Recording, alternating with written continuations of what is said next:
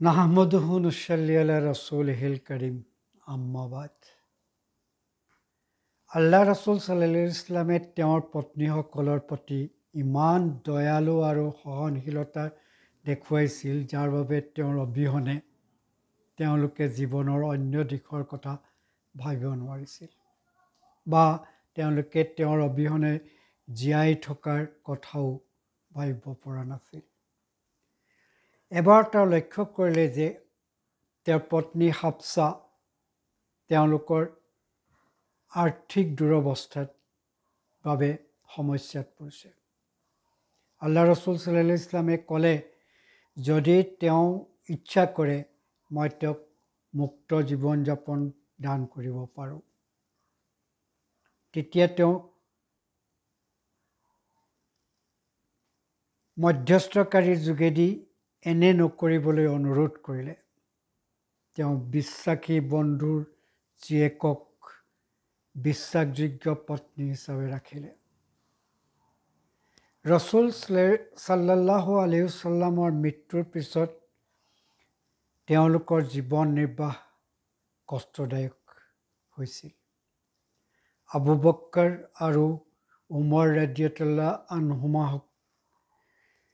তেওঁ ৰাসূলৰ পৰিবাৰসকলক দেখা কৰিবলৈ যাওঁতে দেখিছিল যে তেওঁলোকে অশেষ কষ্টত জীৱন যাপন কৰিছে আৰু চকুলো টুকিছে।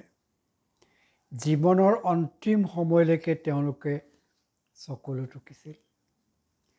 নবী সাল্লাল্লাহু আলাইহি ইছলামে তেওঁলোকৰ বাবে স্থায়ী উৎসাহ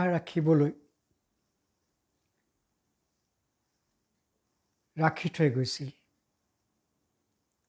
তেওঁৰ 9গৰাকী পত্নী সমভাৱে ব্যৱহাৰ কৰিছিল। যিকোনো সমস্যাৰ অবিহনে তেওঁলোকক সমব্যৱহাৰ কৰিছিল। নিষ্ঠুৰ ব্যৱহাৰ কৰা নাছিল। মুঠৰ ওপৰত তেওঁ নিষ্ঠাৱান গিৰিয়েক হিচাপে পৰিগণিত হৈছিল। মৃত্যুৰ কেইদিনমানৰ আগত তেওঁ কৈছিল, এজন গোলামো এই পাৰ্থিৱ জীৱন দুনিয়াখন নে তেওঁৰ প্ৰভুক নিৰ্বাচিত কৰিব। তেওঁ প্ৰভুক নিৰ্বাচন কৰিছিল। এই কথা শুনি আবু বক্কৰ ৰাদিয়াল্লাহু আনহুৱে কান্দি দিছিল, কাৰণ তেওঁ গম পাইছিল যে ৰাসূল সাল্লাল্লাহু আলাইহি ইছলামে নিজৰ বিষয়ে কৈছে। তেওঁৰ ৰোগ ক্ৰমে যন্ত্ৰণাদায়ক হ'বলৈ ধৰিলে। তেওঁৰ মূৰৰ বিষ অসহ্যকৰ হ'ব ধৰিলে। এনে যন্ত্ৰণাদায়কৰ সময়তো তেওঁ পত্নীসকলক দয়া আৰু নম্ৰ ব্যৱহাৰ কৰিছিল।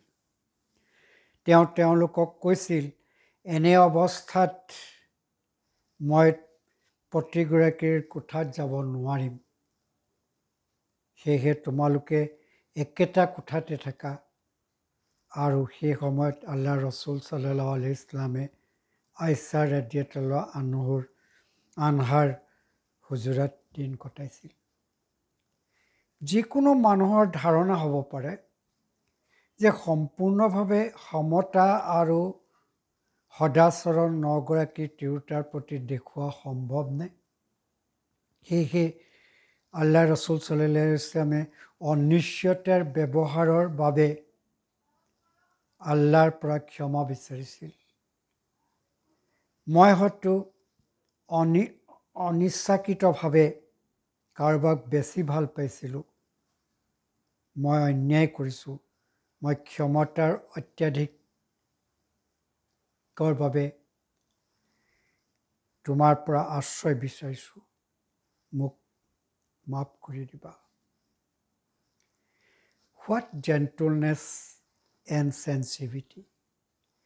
যেতিয়া মানুহে জন্মগত সিহঁতৰ নিম্নগামী আচৰণ দেখুৱায়, সেই সময়ত চতুৰালি দেখুৱাই আচৰিত ইচ্ছাশক্তি। কিন্তু ৰাসূল সাল্লাল্লাহু আলাইহি ইছলামে নিৰ্ভুলভাৱে কেৱল আল্লাহৰ ক্ষমা দেখুৱাইছিল।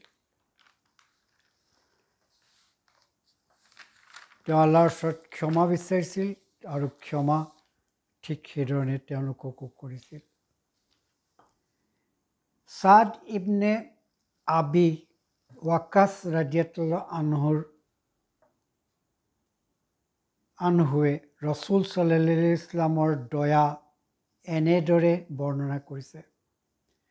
উমৰ ৰাদিয়াল্লাহু আনহুৱে কৈছে, এদিন তেওঁ ৰসুল পাক সাল্লাল্লাহু আলাইহি ইছলামৰ ওচৰলৈ যাওঁতে তেওঁ হাঁহি থকা দেখিছিল।